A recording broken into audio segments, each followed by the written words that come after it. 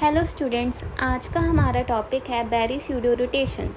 Okay, we know that in PF5 there are two type of fluorine atoms, 3 equatorial and 2 axial. बच्चों, अगर आपको पता है कि PF5 कैसे बनाते हैं तो ये समझना आपके लिए डिफ़िकल्ट नहीं होएगा। देखो, PF5 एक ट्रायंगल बाय पिरामिडल स्ट्रक्चर बनाता है, ठीक है। उसमें क्या होता है कि 3 फ्लोरीन इक्वेटोरियल पोजीशन में होते हैं और 2 फ्लोरीन एक्सियल पोजीशन में होते हैं। इक्वेटोरियल मीन्स एक ही प्लेन में 3 फ्लोरीन है और एक्सियल मीन एक फ्लोरीन ऊपर एक नीचे, ठीक है। प्लेन कंसीडर करो और ऊपर और नीचे 2 फ्लोरीन इमेजिन करो। हमेशा ध्यान रखो कि केमिस्ट्री में ना आपको इमेजिन करना बहुत ज़रूरी है। जैसे ये थ्योरी लिखी होती है ना, हम उसको इमेजिन करके देखो कि कैसा स्ट्रक्चर बनेगा और हो क्या रहा है। जब तक आप इमेजिन नहीं करोगे ना, आपको समझ नहीं आएगा। इतना समझ लिए कि 3 इक्वेटोरियल फ्लोरीन होते हैं और 2 एक्सियल फ्लोरीन होते हैं। अब आगे क्या होता है, however by means of NMR we found that fluorine atom are indistinguishable. इसका क्या मतलब है कि they are exchanging with each other faster than NMR instrument can distinguish them. इसका मतलब, कहने का क्या मतलब है कि जो फ्लोरीन है, हमें पता है 3 इक्वेटोरियल होते हैं और 2 एक्सियल होते हैं। कहते हैं पर NMR इंस्ट्रूमेंट को जब हम ऑपरेट करके चेक करते हैं तो हमें ये सारे के सारे 5 फ्लोरीन एक जैसे नज़र आते हैं, ठीक है। ये एक जैसे नज़र आते हैं। ये क्यों होता है? हमें तो अलग अलग सिग्नल में नज़र आने चाहिए ना, कि इक्वेटोरियल का अलग सिग्नल होएगा, एक्सियल का अलग सिग्नल होएगा, पर NMR में ये सब शो होता ही नहीं है। इसका रीज़न है कि उसमें एक्सचेंज होता है, मतलब फ्लोरीन आपस में एक्सचेंज इतना फास्ट करते हैं from ground state TBP structure to square pyramidal transition state and back to TBP structure. होता क्या है कि जो पहले TBP स्ट्रक्चर होता है उसमें एक्सचेंज प्रोसेस स्टार्ट होता है, तो वो ट्रांजिशन स्टेट बनती है स्क्वायर पिरामिडल, फिर उसके बाद दोबारा TBP बनती है, जिस कारण कि फ्लोरीन आपस में इक्वेटोरियल पोजीशन से एक्सियल पोजीशन इंटर कन्वर्ट होते रहते हैं और सारे के सारे फ्लोरीन एक जैसे हो जाते हैं।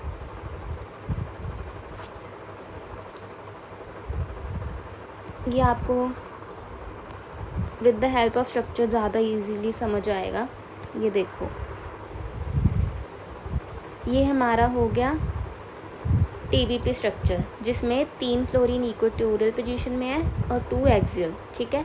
एक्सियल को हमने AA से मार्क किया है, A1 A2, और इक्वेटोरियल को E1 E2 E3 से। अब क्या होता है, आप इमेजिन करो कि आपने ना, ये जो एंगल क्या है, ये इक्वेटोरियल का एंगल क्या होता है, 120 120 120 डिग्री। अब आपने E2 और E3 को 180 डिग्री पे कर दिया, मतलब एक स्ट्रेट लाइन में कर दिया। और ये A1 और A2 तो पहले ही 180 डिग्री में थे। अगर आप E2 और E3 को भी 180 डिग्री पे कर दोगे तो क्या बन जाएगा, E2 और E3 180 डिग्री पे और A1 और A2 180 डिग्री में, तो ऊपर क्या बच गया, E1। इससे हमारे पास स्क्वायर पिरामिडल स्ट्रक्चर आ जाता है। अब प्रोसेस दोबारा हम अगर चेंज करें कि हमने क्या कर दिया, A1 और A2 को 180 डिग्री से 120 वापस बना दिया, तो ये क्या बन जाएगा, TBP बन जाएगा। अगर आप ध्यान से देखो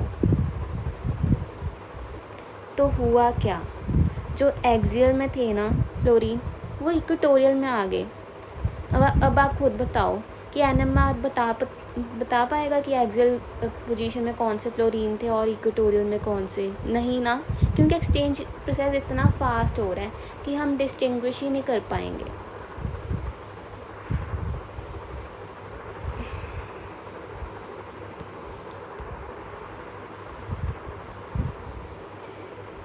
because it was suggested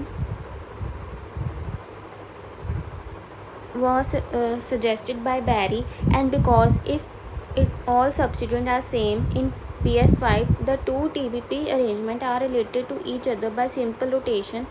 The entire process is called Barry pseudo rotation. ठीक है. Process take place readily because of similarity energy between TBP and square pyramidal structure. Exchange of fluorine in PF5 occur too rapidly to monitor with NMR spectrometer. ठीक है, ये इतना ही कह रहा है कि एक्सचेंज इतना फास्ट होता है कि NMR इंस्ट्रूमेंट डिटेक्ट ही नहीं कर पाता.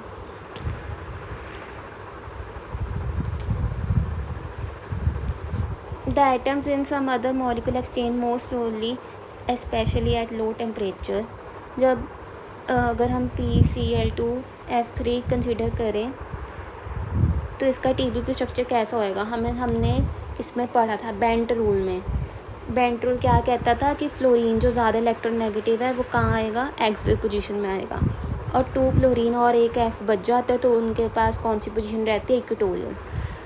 At temperature -22 degree or above, resonance of fluorine is observed to be single doublet. लेकिन जब हम टेम्परेचर लोअर करते हैं तो एक्सियल पोजीशन डिस्टिंग्विश होते हैं इक्वेटोरियल फ्लोरीन से. अब ऐसा क्यों? क्योंकि जब टेम्परेचर हम लो कर देते हैं ना तो उसकी इंटरकन्वर्जन भी स्लो हो जाती है प्रोसेस की.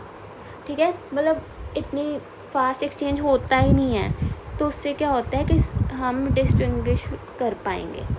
जब टेम्परेचर ज़्यादा था तो एक्सचेंज प्रोसेस इतना फास्ट चल रहा था कि हम डिस्टिंग्विश ही नहीं कर पाते थे.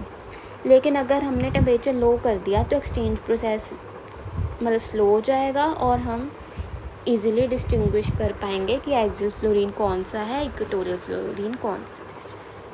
All 3 F19 nuclei are split by phosphorus nucleus. जिनका भी स्पिन होता है, न्यूक्लियस स्पिन होता है, वही खाली सिग्नल स्प्लिट कर सकते हैं.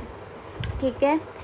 Eight -143 degree Celsius this produces downfield doublet for axial atoms and upfield doublet for equatorial fluorine atoms. Now the single, एक मिनट,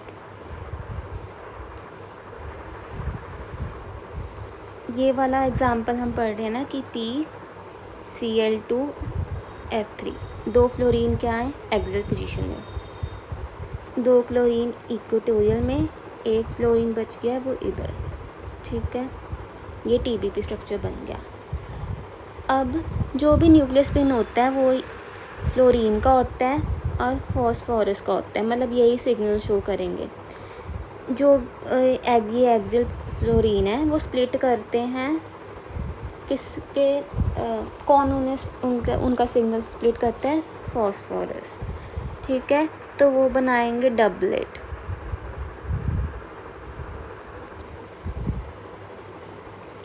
और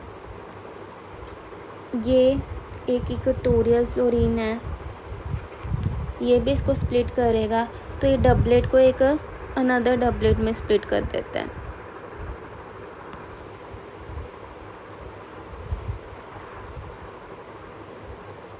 ये देखो, the single fluorine splits each component of doublet of 2 axial fluorine into another doublet. ठीक है, doublet of doublet बना देता है.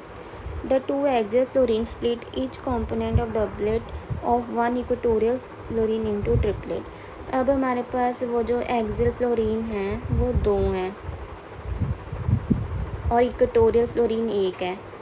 तो ये 2 फ्लोरीन इस इक्वेटोरियल फ्लोरीन के कितने में स्प्लिट करेंगे, 2 + 1 ट्रिपलेट में. ठीक है, इक्वेटोरियल फ्लोरीन का सिग्नल क्या आएगा, ट्रिपलेट, क्योंकि एक्सियल फ्लोरीन 2 है, 2 + 1 ट्रिपलेट हो जाएगा. The overall intensity of axial fluorine resonance is twice that of single equatorial fluorine.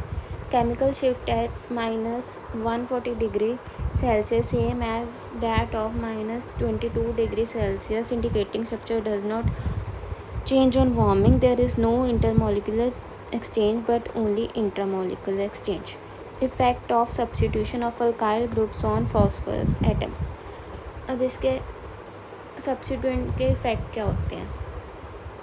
If single CH3 group replaces fluorine atoms, it occupies equatorial position and rapid exchange take place between axial and equatorial atoms. जब हम methyl group से replace कर देते हैं fluorine को तो क्या होता है? रैपिड एक्सचेंज होता है. However, when two methyl groups are their molecule become rigid, there is no exchange. पर जब हम दो मिथाइल ग्रुप्स लेकर आ जाते हैं तो वो मॉलिक्यूल इतना बल्कि बन जाता है कि एक्सचेंज ही नहीं हो पाता. ठीक है. इन मिथाइल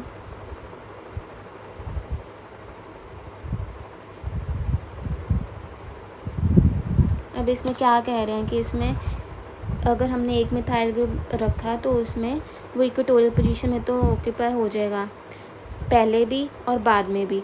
लेकिन जब हम 2 मिथाइल ग्रुप लेकर आते हैं तो एक मिथाइल को एक्सियल पोजीशन में जाना पड़ेगा जो कि उसके लिए सूटेबल है ही नहीं. वो एक्सियल पोजीशन में जा ही नहीं सकता, बहुत बल्कि हो जाता है.